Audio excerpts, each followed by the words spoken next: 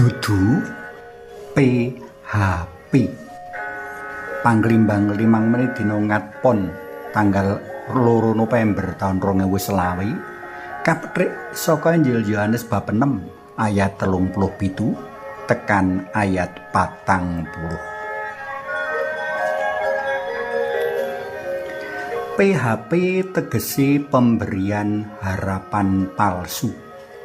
Kanthi tembung liya, PHP kuwi padha karo blenjo ing janji.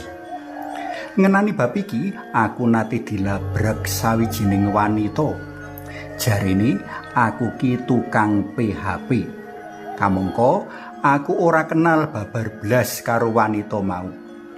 Bareng dilarah-larah liwat KTP, jebul wanita mau salah tuduh.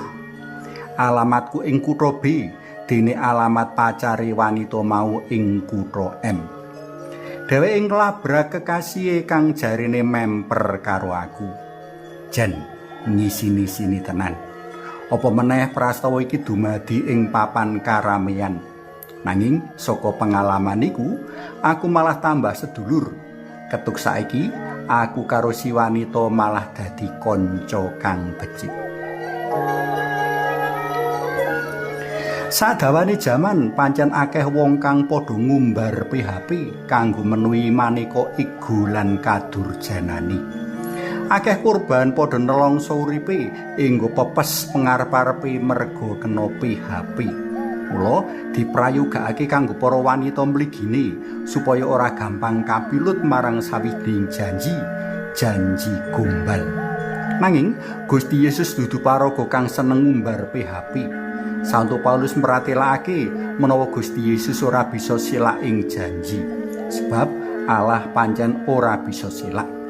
Pengalaman mbuktekake senadyan siniksa tan kinira kepara kudu masrahake nyawa, Gusti Yesus ora blenjo ing janji ngayahi kaslametan dalem.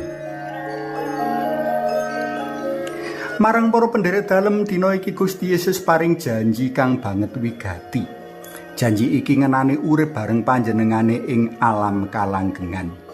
Sapa wae kang percaya lan asrah diri marang panjenengane ora bakal binuang alias dikukup.